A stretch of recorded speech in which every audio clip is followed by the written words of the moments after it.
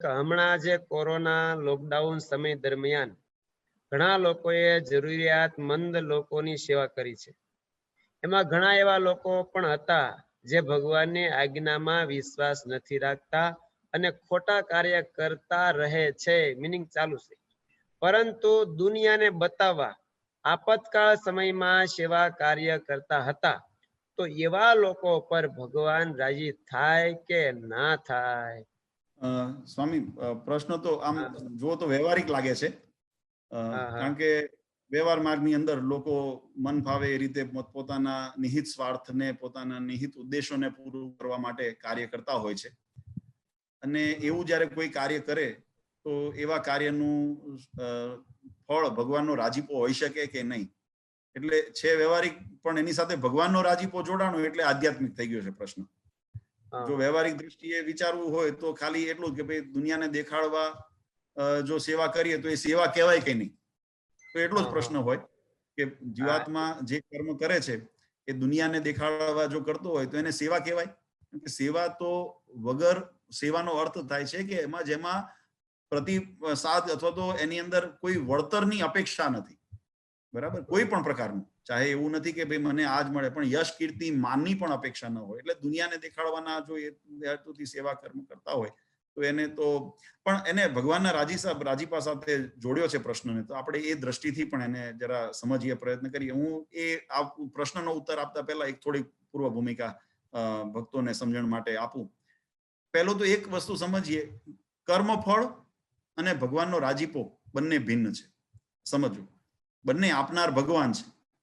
કર્મફળ પણ ભગવાન આપે છે અને ભગવાનનો રાજીપો પણ ભગવાનની ઈચ્છાથી જીવાત્મા ઉપર ઉતરે છે. પણ એને સમજવું પડશે. દરેક કર્મફળ એ ભગવાનનો રાજીપો નથી હોતો. થોડોક શબ્દોને સમજવા પ્રયત્ન કરજો. દરેક કર્મફળ એ ભગવાનના રાજીપામાં નથી પરિણમતું. ભગવાનના રાજીપામાં કયું કર્મફળ પરિણમે છે? તો જે ફળ ભગવાનને રાજી કરવાના ઉદ્દેશથી, ભગવાનને રાજી કરવાના ભાવથી અને ભગવાનને રાજી કરવાના રીતથી કરવામાં આવ્યું હોય, એ કર્મફળ ભગવાનના રાજીપાને પાત્ર બને છે. બહુ સહજ પ્રશ્ન વખતે કદાચ આટલું વિચારીને પૂછ્યો હશે કે શું મને ખ્યાલ નથી આવતો, પણ એમને પ્રશ્ન બહુ સરસ પૂછ્યો છે. કારણ કે આપણે બધાએ કર્મ કરીએ છીએ અને દરેક કર્મની પાછળ કંઈક ને કંઈક ઉદ્દેશ પણ રહેલા છે. જો આ પ્રશ્નને વ્યવસ્થિત જીવનમાં સમજીશું તો આપણા ઘણી બધી શંકાઓ પણ દૂર થશે અને આપણી દ્રષ્ટિ સ્પષ્ટ થશે. હું પુનઃ એક વાત કરું, કર્મફળ અને ભગવાનનો રાજીપો અલગ છે. દરેક કર્મફળ ભગવાનના રાજીપામાં નથી પરિણમતા. ભગવાનના રાજીપામાં જે જો વિચારતા હોઈએ તો ભગવાનનો રાજીપો શેમાં રહેલો છે? તો જે કર્મથી ભગવાન રાજી થાય, ભગવાનને ગમતામાં રહીએ, ભગવાનના જે રાજી કરવાની રીત છે એ રીતથી, એ ભાવથી, એ શ્રદ્ધાથી જ્યારે કર્મ કર્યું હોય, એ કર્મ ભગવાનની કૃપામાં, ભગવાનના રાજીપામાં પરિણમે છે. હવે અહીં આગળ જે ભગતે પ્રશ્ન પૂછ્યો છે કે લોકડાઉન દરમિયાન અથવા તો કોઈ પણ આપતકાળ દરમિયાન, લોકડાઉનને આપણે ખાલી એકલું ન કરીએ, પણ કોઈ પણ આવી આપત પરિસ્થિતિની અંદર જો સેવા કાર્ય નિસ્વાર્થ ભાવથી, સેવાના ભાવથી અને ભગવાનની રાજી કરવા, કે ભગવાનનો જે ઉદ્દેશ છે, શિક્ષાપત્રીમાં આજ્ઞા છે, એને અનુસરીને જો કરવામાં આવી હોય તો જ એને સેવા કહેવાય. એક વસ્તુ સમજો, કોઈ પણ આપતકાળની અંદર જ્યારે તમે સેવા કાર્ય કરો છો ત્યારે એ સેવા કાર્યની અંદર નિસ્વાર્થ ભાવ હોય, દાસત્વ ભાવ હોય, દીન ભાવ હોય, કોઈ અપેક્ષા ન હોય અને ખરેખર સેવા ભાવથી ભગવાનની આજ્ઞા છે અને ભગવાનને રાજી કરવાના ઉદ્દેશથી જો એ સેવા કરવામાં આવી હોય તો જ એ સેવા કહેવાય છે. ભક્તે જે શબ્દ વાપર્યો છે પ્રશ્નની અંદર એવો વાપર્યો છે કે દુનિયાને દેખાડવા માટે એ સેવા કાર્ય કરે છે. અને કદાચ શાસ્ત્રનો પણ એ જ મત છે, જો માત્ર દુનિયાને દેખાડવા માટે સેવા કરતા હોય તો એ સેવા નથી, એ દંભ છે, એ પાખંડ છે, એ કપટ છે. જો મારા શબ્દો, બધા સેવા કાર્ય કરનારને એક તરાજુએ નથી તોડવા, પણ જો માત્ર દુનિયાને દેખાડવા માટે સેવાનું રૂપ આગળ ધરતા હોય, સારા કામનું ઉપર આગળ રૂપ ધરતા હોય, તો એ સેવા નથી, એ દંભ છે, કપટ છે પાખંડ છે અને ભગવાન ક્યારે દંભ કપટ કે પાખંડથી ભગવાન રાજી થતા નથી. એટલે આ પ્રશ્ન જે ભગતે પૂછ્યો છે એ પ્રશ્નના અનુસંધાને આ સ્પષ્ટ સમજવા જેવું છે કે ભગવાનના ગમતાને માટે જે ઉદ્દેશથી નથી કર્યું, દુનિયાને દેખાડવા માટે, પોતાને માન મોટપ અને જે પણ પોતાના નિહિત સ્વાર્થ હોય એને સિદ્ધ કરવાને માટે, પોતાના નિજ ઉદ્દેશો માટે જો આવું કોઈ સેવાનું પણ અવલંબન કરીને કામ કરતા હોય તો એ પાખંડ છે, દંભ છે અને કપટ છે. એનાથી ભગવાન ક્યારે રાજી થતા નથી, આ નિર્વિવાદ છે. હવે ભગવાનનો રાજીપો કેમ કહેવાય? આપણને એમ થાય કે આ કર્મ તો સારું કરે છે. એના માટેનું બહુ સુંદર વાત સમજવા જેવી છે. ભગવાન રાજી થાય તો જીવાત્માને ભગવાનના સ્વરૂપમાં પ્રીતિ થાય. ફળ જોશું ને, ભગવાનનો રાજીપો છે કે નહીં કેમ નક્કી થાય? તો જીવાત્માને ભગવાનના સ્વરૂપમાં હેત થાય અને જીવાત્માનું કલ્યાણ અને મોક્ષ પ્રાપ્ત થાય.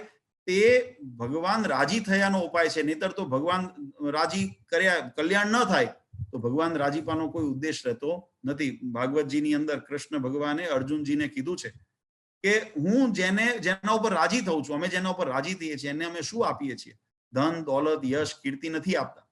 અમે એને બુદ્ધિ યોગ આપીએ છીએ કે જે બુદ્ધિથી અમને પ્રાપ્ત કરે. એ ભગવાનનો રાજીપો છે. એટલે જીવાત્માને ભગવાનને રાજી કરવા, ભગવાનની પ્રસન્નતાર્થે જ કર્મ કરતો હોય તો એ જીવાત્મા ભગવાનની આજ્ઞામાં રહીને જ કરે. એટલે સેવા કાર્ય. હવે કર્મ ઉપર આપણે પહેલું સિદ્ધાંત સમજ્યા, કપટથી, પાખંડથી કે દંભથી ભગવાન રાજી નથી થતા. પણ ભગવાન રાજી કર્મ કેવા કર્મથી થાય? તો જે કર્મ ભગવાનને રાજી કરવાના ઉદ્દેશથી અને દીન ભાવ, સેવા ભાવથી, ધર્મ આચરણમાં રહીને, ભગવાનની આજ્ઞામાં રહીને. મેં એક વખત દ્રષ્ટાંત આપ્યું હતું કે મારે એક હોસ્પિટલ બનાવી છે અને હોસ્પિટલ બનાવવા માટે પૈસાની જરૂર છે. હવે પૈસા મારી પાસે નથી એટલે હું કોઈ બેંક લૂંટી આવું કે કોકને હું ઓઢાડી દઉં, કોકનું દિવાળું બનાવી દઉં. એવી રીતે હું પૈસા ઉપાર્જન કરીને કોકને ત્યાં ધાડ પાડી આવું, લૂંટી આવું, ચોરી આવું અને પૈસા લઈને આવ્યો અને પછી કહું મારો ઉદ્દેશ સારો હતો, તો એ ઉદ્દેશ કર્મ ફળ આપે નહીં. કારણ કે શાસ્ત્ર મર્યાદા એમ કે છે જો ભગવાનને રાજી કરવાનો ઉદ્દેશ હોય તો જીવાત્મા એ ભગવાનને ગમતામાં રહીને ધર્મ આચરણ, ભક્તિપરાયણ અને ભગવાનની બાંધેલી મર્યાદામાં રહીને જ કર્મ કરે તો જ એ સત્કર્મ કહેવાય, તો જ એ પુણ્ય કર્મ કહેવાય, તો જ ભગવાન રાજી થાય. આ વાત બહુ સમજવા જેવી છે. ગરડા પ્રથમનું 25મું વચનામૃત યાદ કરીએ. મહારાજને પૂછ્યું, મહારાજે બહુ સુંદર આજ્ઞા કરી છે 25 ની અંદર. મહારાજ કે માટે અમે કયા એ જે આત્મનિષ્ઠા ને ભગવાનના મહાત્માનું જ્ઞાન, એ બે સાધન દ્રઢપણે રાખવા. ગરડા પ્રથમ 25મા વચનામૃતની અંદર મહારાજ કહે છે માટે અમે કયા એ, મહારાજ પોતે કહે છે અમે કયા એ આત્મનિષ્ઠા ને ભગવાનના મહાત્માનું જ્ઞાન, એ બે સાધન તે દ્રઢપણે રાખવા અને વર્તમાન ધર્મ તે તો ભગવાનની આજ્ઞા છે. મહારાજ અહીંયા શબ્દ વાપર્યો, વર્તમાન ધર્મ તે તો ભગવાનની આજ્ઞા છે, તે જરૂર રાખવા.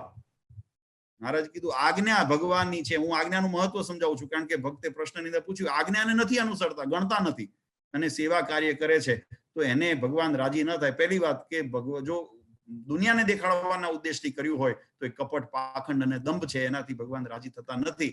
અને ભગવાન રાજી શેનાથી થાય છે?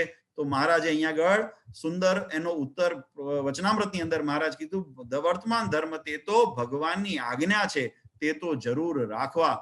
અને મહારાજે આગળ એ વાતની અંદર વિસ્તાર કરીને સમજાયું, તેમ સત્સંગી હોય તેને ભગવાનની આજ્ઞામાં ફેર પાડવો જ નહીં. મહારાજે સુંદર વાત કરી, જેને સત્સંગી હોય, જે પછી ત્યાગી હોય કે ગ્રહસ્થ હોય, ભગવાનના આશ્રયની અંદર જે જીવાત્મા છે, ભગવાનનો સત્સંગી છે, તેને તો ભગવાનની આજ્ઞામાં ફેર પાડવો જ નહીં. જ ઉમેર્યો મહારાજે, પાડવો નહીં એક વાક્યમાં બોલ્યા હોત તો ચાલત, પણ મહારાજે જ ઉમેર્યો, પાડવો જ નહીં. કોઈ વિકલ્પ જ નથી. ગમે તે પરિસ્થિતિ હોય, ગમે તે સમય હોય, ગમે તે તમારા હિત થતું હોય, અહિત થતું હોય, પણ ભગવાનની આજ્ઞાની અંદર તમારે ફેર પાડવો જ નહીં. મહારાજે એનું કારણ પણ બતાવ્યું છે. જે કારણ આ પ્રશ્નની અંદર છેલ્લે જે પૂછ્યું, ભગવાન રાજી થાય કે ન થાય, એ કારણનો જવાબ મહારાજે ગરડા પ્રથમના 25 ની અંદર આ પ્રશ્નને સમજાવીને મહારાજ કહે છે કેમ જે એ ભગવાનની આજ્ઞા પાળે તેની ઉપર ભગવાન રાજી થાય. ભગવાન રાજી કોના ઉપર થાય? જે ભગવાનની આજ્ઞા પાળે એના ઉપર ભગવાન રાજી થાય. એટલે ભગવાનની આજ્ઞાનો ત્યાગ કરીને તમે કોઈ પણ કર્મ કરો તો ભગવાનના રાજીપાના અધિકારી નથી બનતા. બાકી કર્મફળ જે થતું હોય એ આપણે પ્રશ્ન હમણાં જોઈએ આગળ, હું એ પણ સમજાવું તમને. કર્મફળ જે નિર્માણ થાય પણ ભગવાનનો રાજીપો થાય છે કે નહીં, તો મહારાજે અહીંયા આગળ વચનામૃતની અંદર આ જે વાત લખી એના શબ્દો એમ આપણને સૂચવે છે, સત્સંગી હોય તેને ભગવાનની આજ્ઞામાં ફેર પાડવો જ નહીં. કેમ? જે એ ભગવાનની આજ્ઞા પાળે તો તેના ઉપર ભગવાન રાજી થાય. એટલે આજ્ઞાનો વિરુદ્ધ વર્તીને તમે ગમે તે કર્મ કરો, ભગવાનનો રાજીપો થતો નથી. આગળ ગરડા પ્રથમનું 78મું વચનામૃત આપણે જોઈએ. ત્યાગાનંદ સ્વામી આ જ પ્રશ્ન પૂછ્યો છે. ત્યાગાનંદ સ્વામીએ પૂછ્યું છે ભગવાન રાજી કેમ થાય, જે આ પ્રશ્નને સીધો અસર કરે છે. આમાં બીજું કોઈ અર્થઘટન કરવાનું નથી, સીધો જ પ્રશ્ન છે, ભગવાન રાજી કેમ થાય. એટલે કર્મફળ અને ભગવાનનો રાજીપો મેં જુદું જે પહેલા સમજાવ્યું એનું કારણ આ હતું કે ભગવાન રાજી કેમ થાય.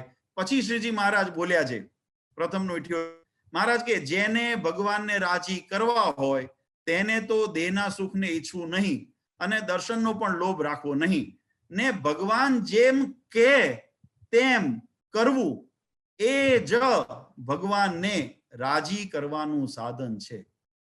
ફરી છેલ્લી વાક્ય આપણે ફરી દોહરાવીએ. મહારાજ કે પહેલું તો લખ્યું દેહનું સુખ રાખવું નહીં, દર્શનનો પણ લોભ રાખવો નહીં. એટલે સત્કર્મ થયું, પુણ્યકર્મ થયું ને ભગવાનનું દર્શન. દેહનું સુખ માનો ભૌતિક છે, એમાં બધું આવી જાય, પણ ભગવાનના દર્શન એ તો પુણ્યકર્મ સત્કર્મ થયું ને.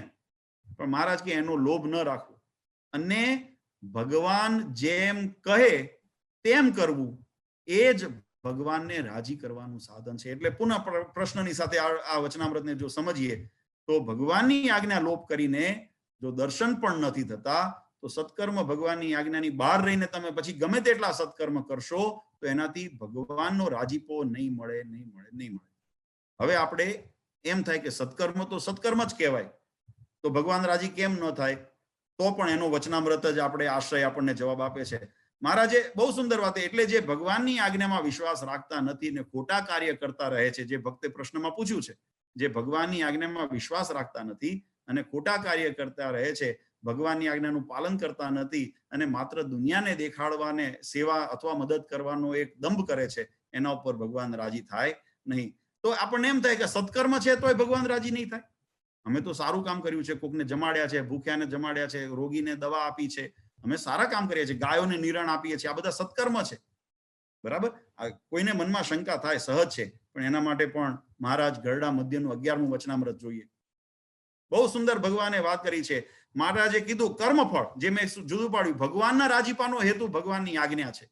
આજ્ઞામાં રહી એટલે મેં કીધું સત્કર્મ કરવાના છે, પણ સત્કર્મ મર્યાદામાં રહીને કરવાના છે, ધર્મ આચરણમાં રહીને કરવાના છે અને ભગવાનને રાજી કરવાના ઉદ્દેશથી કરવાના છે, તો વસ્તુ થાય. અને આ હું નથી, ભગવાન સ્વામિનારાયણ સ્વયં બોલ્યા છે. ગરડા મધ્યનું 11મું વચનામૃત મહારાજ કહે છે, માટે જે જીવ ધર્મ અર્થ અને કામને વિશે પ્રીતિ રાખીને જે સુકૃત કરે છે, સુકૃત એટલે સત્ય, આ બધા સુકૃત છે. સેવા કરવી, મદદ કરવી, નીણ આપવું, રોગીને જમાડવા અથવા ભૂખ્યાને જમાડવા, આ બધા સુકૃત્ય છે. દાન કરવું, પુણ્ય કરવું, આ બધા સુકૃત્ય છે.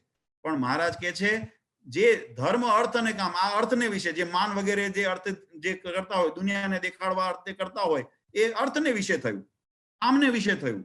આ બધા પોતાના અહમ સંતોષવાને માટે કરે છે. એટલે પાખંડ મેં કીધું, એટલે દંભ કીધું, એટલે એને મેં મિથ્યાચાર કીધું. એટલે એવા જે મિથ્યાચારીઓ છે, મહારાજે કીધું ભલે સત્કર્મ કરે છે, વચનામૃત કહે છે જે જીવ ધર્મ અર્થ અને કામને વિશે પ્રીતિ રાખીને જે કરે છે તે સર્વે સાત્વિક, રાજસી અને તામસી યુક્ત થાય છે, માયાથી નિવૃત્ત નથી થતા. એ માયાના અહંકારનું જે બીજ છે, એ બીજ રૂપી સાત્વિક, રજસ અને તામસી એ એના ગુણ, એને યુક્ત જ કર્મ થાય છે. કેમ? એને પોતાના ભૌતિક સુખને, દેહને સંબંધિત જે સુખ છે, ધર્મ અર્થ કામ, એને સંબંધિત રાખીને કર્મ કર્યા છે. જગતના મોટપ માટે કર્યા છે, દુનિયાને દેખાડવા કર્યા છે, પોતાને આત્મસંતુષ્ટિ માટે. ધર્મ એટલે શબ્દ લખ્યો, આપણને એમ થાય ધર્મ અર્થે કરેલું કામ પણ તામસી, પણ ધર્મ એ પોતાના દંભને સંતોષવા માટે અનુસરણ કર્યો, એટલે ધર્મને અર્થે. ધર્મનું અવલંબન ભગવાનની પ્રસન્નતા હોવું જોઈએ, પોતાની મર્યાદાને, પોતાના ઇન્દ્રિયોને, પોતાના નિયંત્રિત કરવા માટે ધર્મનું આચરણ છે, પવિત્રતા માટે આચરણ છે.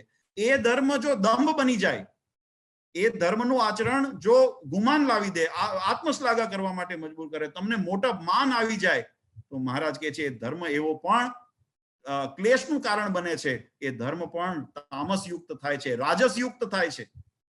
કેટલી સુંદર મહારાજે વિસ્તારથી વાત સમજાવી કે નિર્દોષ ક્યારે રહે? ધર્મ પાલન કરવાનું છે, પણ ભગવાનની આજ્ઞા અને ભગવાનની પ્રસન્નતાર્થે ધર્મ પાલન કરવું તો નિર્દોષ રહે. બાકી જો સંસારને દેખાડવા હું બહુ ધર્મવાન છું, હું બહુ ત્યાગી છું, હું બહુ વૈરાગી છું, હું બહુ ભક્તિવાન છું, હું બહુ જ્ઞાની છું, આવા જો દંભથી જો તમે કરો તો એ દંભ પણ ધર્મ પણ ખરડાય. એટલે મહારાજ અહીંયા શબ્દ વાપર્યો, ધર્મ અર્થ અને કામને વિશે પ્રીતિ રાખીને જે સુકૃત કરે છે, સાદું કૃત્ય કરે છે, તો એ સર્વે રાજસ, તામસ અને તમોગુણ, સાત્વિક ગુણે યુક્ત કર્મફળ થાય છે. અને તેનું ફળ મળે તો શું મળે? સુકૃત્ય છે એનું ફળ શું મળે? આપણે ફરી જોઈએ છીએ કર્મફળ અને ભગવાનનો રાજીપો, એ બંનેને સમન્વય કરીએ છીએ આપણે. કર્મફળ શું છે અને ભગવાનનો રાજીપો શું છે? ભગવાનનો રાજીપો કેમ પ્રાપ્ત થાય આપણે હમણાં જોયું વચનામૃતમાં.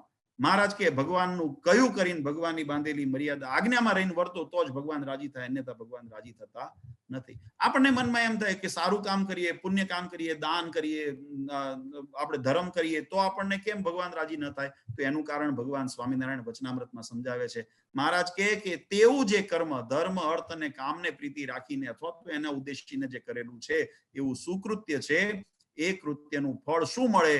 તો તે કર્મનું ફળ સ્વર્ગ, મૃત્યુ કે પાતાળ એ ત્રણ લોકમાં રહીને ભોગવાય, પણ ગુણાતીત જે ભગવાનનું ધામ તેને પામે નહીં. એ જીવાત્માને એ કર્મ ફળ મળશે. તમે દાન કર્યું છે, લોકોને ભલે દંભથી કર્યું છે તો તમને મળશે, પણ ભગવાનનો રાજીપો નહીં મળે.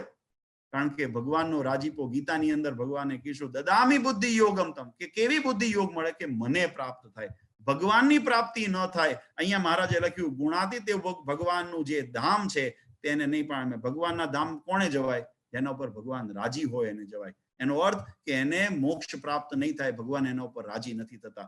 કર્મફળ આપશે, કર્મફળ આપ્યું છે, પણ શું આપશે?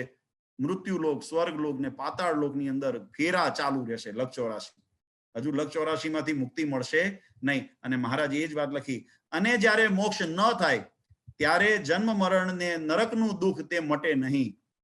એટલે ભગવાન રાજી છે નહીં. કર્મફળ ગમે તેટલા સુકૃત્ય કર્યા છે, એ સુકૃત્યનું ફળ તમને મળશે. સુકૃત્યનું ખંડન નથી, પણ સુકૃત્ય જો ખોટા ઉદ્દેશથી કર્યા હશે, ભગવાનની આજ્ઞાને લોપીને કર્યા હશે, તો એનું ફળ જો ભગવાનની ખોટા ભાવથી જ કર્યા હશે તો મેં કીધું દંભ, પાખંડ અને કપટ છે, એ મિથ્યાચાર છે.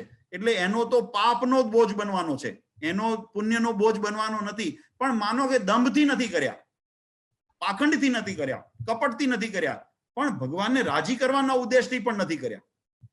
આ બંનેનો સમન્વય સમજો. સુકૃત્ય કર્યા છે આપણે, સુકૃત્ય પેલી તો સેવા જ નથી, સારું કામ જ નથી. હું તો એને કપટને સારું કામ માનતો જ નથી, પાખંડને સારું કામ માનતો જ નથી, ધ્રુતતાને સારું કામ માનતો જ નથી. એ કપટ જ છે, એ પાખંડ છે. એનાથી જ ભગવાન રાજી થાય નહીં, ઉડતો એનો દોષ એને બંધાય છે. કર્મફળ જયારે ભોગવવાનું આવશે, જયારે યમપુરીમાં યમના દૂતો લઈ જશે, ત્યારે ભોગવાશે, ત્યારે ખબર પડશે કે આ કર્મ હસતા હસતા આપણે કહીએ છીએ કે હસતા હસતા કરે છે, રડતા રડતા ભોગવે છે. પણ એ સમય આવે ને ત્યારે ખબર પડે છે. અત્યારે જીવાત્મા બહુ મદમાં છે, દેહાભિમાન અને અહંકારની અંદર છે, માટે સમજાશે નહીં. પણ એક વસ્તુ બહુ સમજવા જેવી છે કે માનો એવો કપટ ભાવ નથી, માનો એવો આપણે કોઈ ખોટો વિચાર નથી, સારા ભાવથી જ આપણે સેવા કરી છે, સેવા કાર્ય સુકૃત્ય છે, પણ ભગવાનને રાજી કરવાના ઉદ્દેશથી નથી, ભગવાનની બાંધેલી મર્યાદામાં નથી. જે ભગવાનને રાજી કરવાનું મેં સાધન બતાવ્યું તમને, ભગવાન કેમ રાજી થાય, તો એવા સાધને કરીને આપણે કર્મ નથી કર્યું, તો એનું ફળ શું થાય? તો એનું ફળ ભગવાન અહીંયા આગળ કહે છે કે એવા જીવાત્માને સ્વર્ગ, મૃત્યુ કે પાતાળ ત્રણ લોકની અંદર રહીને ભોગવવું પડે.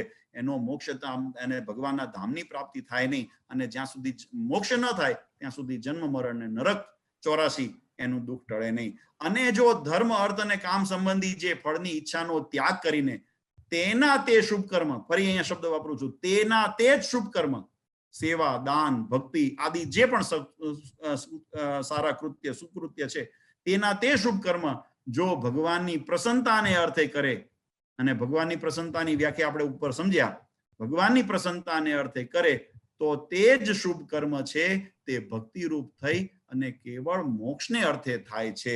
એ કેવળ મોક્ષને અર્થે થાય. અને જેમ મેં કીધું, એનો અર્થ એવો થાય કે સત્કર્મ પણ જો ભગવાનની પ્રસન્નતાને અર્થે ન કર્યું હોય તો તેનું કર્મફળ મળે, પણ ભગવાનની પ્રસન્નતા રૂપ મોક્ષ, ભગવાનનો રાજીપો મળે તો કેમ ખબર પડે? મેં કીધું એમ, ભગવાનની પ્રાપ્તિ થાય, ધામની પ્રાપ્તિ થાય, એ જ ભગવાનનો રાજીપો છે.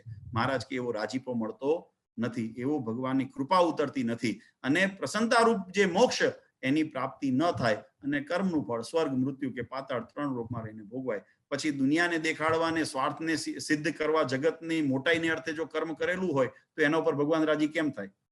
પ્રશ્ન સમજવા જેવો છે. જો સત્કર્મ સારા ભાવથી કર્યું હોય તો પણ ભગવાન એટલા રાજી નથી થતા કે મોક્ષ આપી દે. ભગવાન કેવળ સ્વર્ગ આદિ લોકનું સુખ આપશે.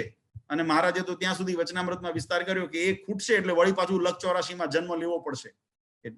લક 84 ટળશે નહીં, નરક 84 ટળશે નહીં. વચનામૃતની અંદર મહારાજે સમજાવ્યું. તો જો એ સત્કર્મથી જો મોક્ષ ન મળતો હોય, ભગવાનનો રાજીપો ન મળતો હોય, તો કપટથી, દંભથી અને પાખંડથી કરેલું કર્મ હોય, દુનિયાને દેખાડવા કર્મ કર્યું હોય, જગ મોટાઈ માટે કરેલું કર્મ હોય, તેના પર તો ભગવાન રાજી શું થવાના?